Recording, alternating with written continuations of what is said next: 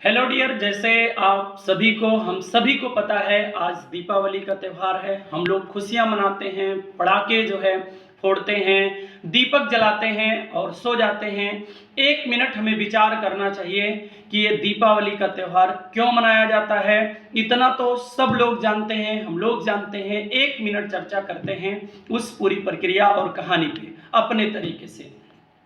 ध्यान से देखिए, जो है मानव रूप में एक व्यक्ति ऐसा है जिसको कल राजा बनना है।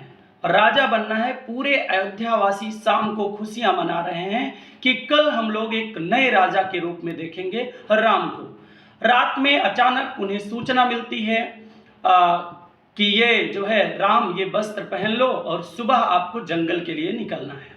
ठीक है, सोचिए, कल राजा बनना है, राम को कल राजा बनना है। इस बात से राम खुशी नहीं है और जो है अगले दिन सुबह उनको जंगल जाना पड़ा। इस बात से वो दुखी नहीं है।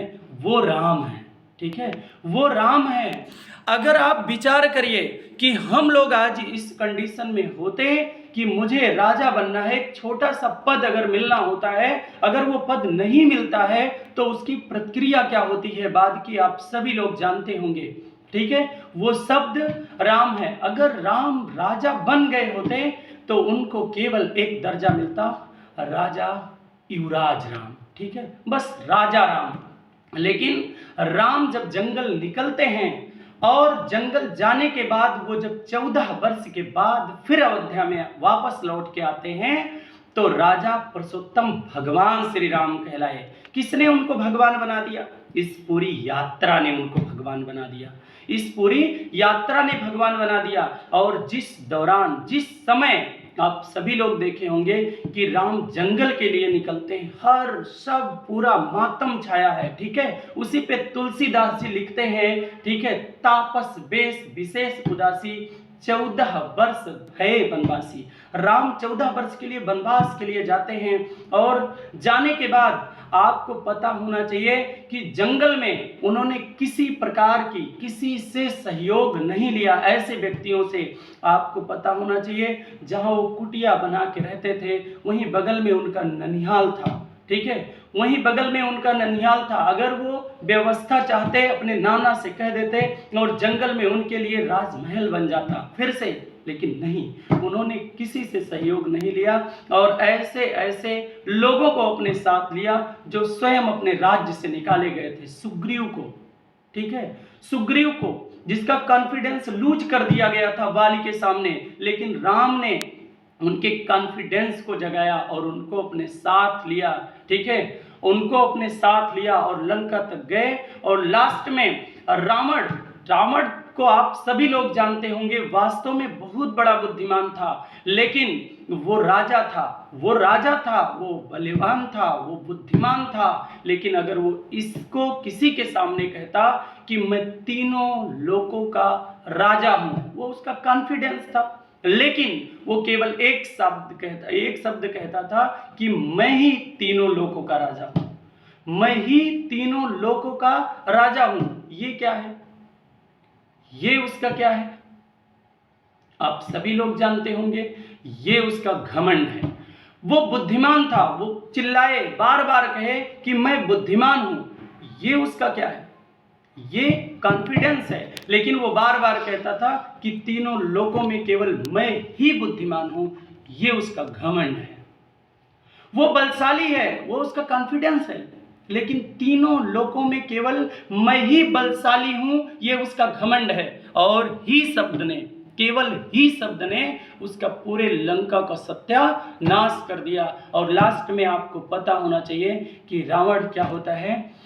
परास्त होता है, हार जाता है, मारा जाता है। और वो पूरी प्रक्रिया करने के बाद 14 वर्ष व्यतीत करने के बाद राम जब एक बार अयोध्या में फिर वापस लौटते हैं तो आपको पता होना चाहिए कि इतना खुशियां मनाई जाती हैं, इतना खुशियां मनाई जाती हैं। वहां केवल एक कौशल्या नहीं है, जितने लोग देखने वाले सबकी आंखें कौशल्या हैं, सबकी आंखें कौशल्या हैं। और जितने पुरुष हैं सबकी बाह जो है, जो बाजू है, सबकी बाह और जो है बाजू, वो भरत है।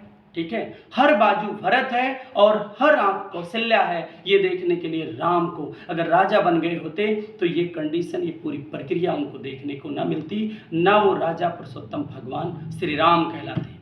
ठीक है, तो हम बहुत ज़्यादा जो है शब्द नहीं कहेंगे, बस केवल इतना कहेंगे कि राम के पास एक शब्द बहुत अद्भुत था, उसका नाम है धैर्य। उन्होंने धैर्य रखा। और आपको पता होना चाहिए कि अगर राम लड़ गए होते, उसी दौरान भरत को हार जो है, राजा दशरथ को जो है हार माननी पड़ती, क्योंकि उनके पास जो है, उनके पास जनता की ताकत थी। आपको पता होना चाहिए जनता की ताकत सर्वोपरि ताकत है, जनता की ताकत सर्वोपरि ताकत है। उस समय अगर राम इस जो है शब्द का विरोध किए होते कि मैं वनवास नहीं जाना चाहता, वो राजा तब भी बन जाते, लेकिन भगवान ना कहलाते, पुरुषोत्तम ना कहलाते। ठीक है, तो पुरुषोत्तम भगवान श्री राम उन्हें इस यात्रा ने बना दिया। ठीक है, तो उनके पास एक बहुत अद्भुत चीज था, वो था धैर्य। हम लोगों को हर चीज के लिए क्या रखना पड़ेगा? धैर्य रखना पड़ेगा। बस बहुत ज़्यादा कुछ ना कहते हुए हम अपनी वाणी को विराम देंगे। केवल आप सभी को इस दीपावली के शुभ अवसर पर, आप सभी को, आप सभी के पूरे परिवार को, आप सभी के रिश्तेदारों को, आप सभी से जितने जुड़े लोग हैं उनको भी, और जो जिंदगी में जुड़े और आपसे बिछुड़ गए उनको भी हमारे तरफ से, हमारे पूरे परिवार की तरफ से, डियर प्रतीक क्लासेज की पूरी टीम की तरफ से आपको दीपावली की ढेर सारी हार्दिक शुभकामना, और आपके जिंदगी में सदैव ऐसे ही उजाला बना रहे और आप सदैव हंसते और मुस्कुराते रहें। आप सभी के उज्जवल भविष्य की कामना करते हैं, आग्रह करते हैं भगवान से, आपको जो है सदा सद्बुद्धि, यश, बल, आयु, कीर्ति, प्रेम, संस्कार, समृद्धि, शालीनता, संयमता, ऐश्वर्य और बहुत अच्छा स्वास्थ्य